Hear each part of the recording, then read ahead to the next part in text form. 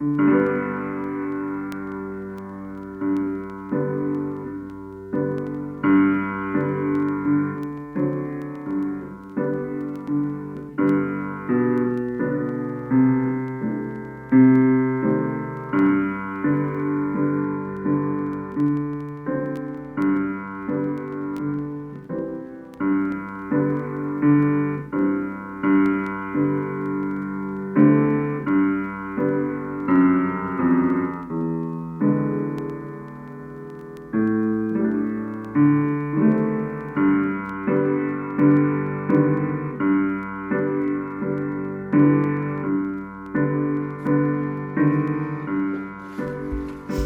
took my first ceramics class during my third year of high school.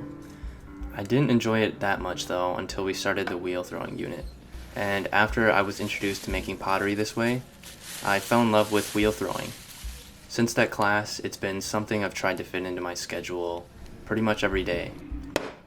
I ended up taking another class the next year, and my art teacher even let me come in during my empty periods to throw. Then, I graduated high school, and I took another class in college.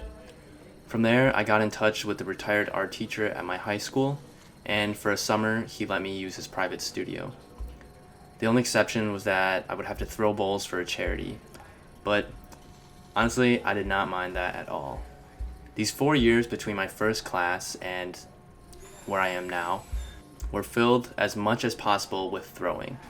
Of course, this whole time I didn't really plan on following through with pottery as a full-time job, so I only made enough time for it as a hobby.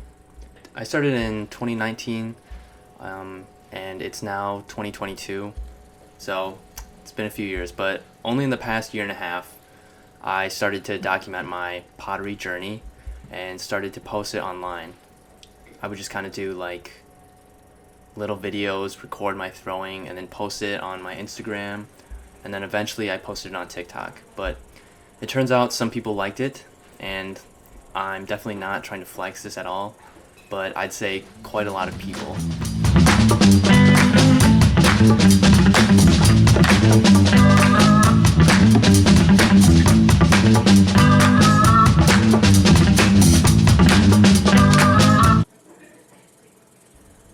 There are a lot of different reasons why my videos attracted attention.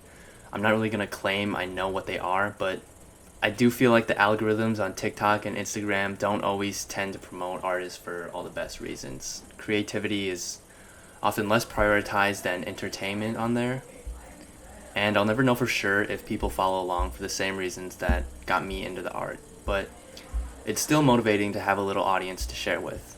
I'm from a very small town, so seeing such a large number of people following me was pretty damn cool, I'd say.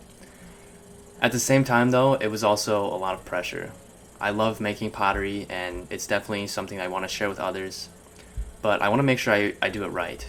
I think I've dedicated enough time and energy where I can safely say that I'm no longer a beginner. Maybe I can claim I'm an intermediate.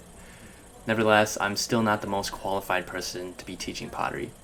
And even though I have some teaching experience, it was at a local studio for hour-long classes with complete beginners. So my teaching experience then is much different from teaching thousands of people online. So that's not something I really want to be doing quite yet.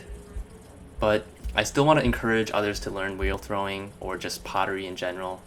So I will most definitely reference other artists I watch. I'll link them in my videos if I bring them up. And I want to share my personal experiences that I've had along the way. I just probably won't have any videos dedicated just to teaching, but I'm not against sharing my thought process and my practices as I make pottery. Another reason I don't want to solely teach pottery online is because I'm not sure if that's what I'm going to dedicate the rest of my life to. Right now, it's a great pastime, and I do enjoy it a lot. The only thing is, it's kind of expensive if you don't already have all the equipment. I don't have any of that yet. I don't have a kiln or a wheel, so making the investment to buy all those is gonna be pretty heavy, and I still don't know if that's what I want to do.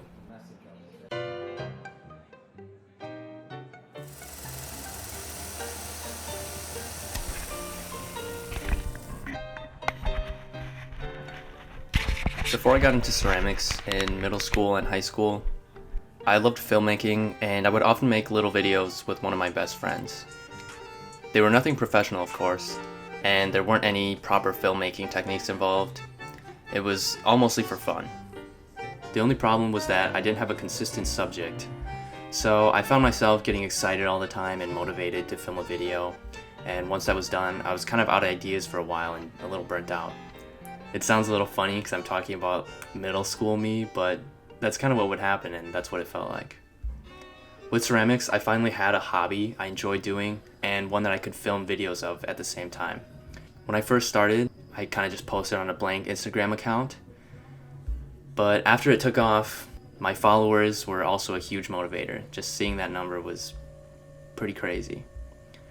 I'm now kind of at the point where I'm running out of ideas for my short form videos.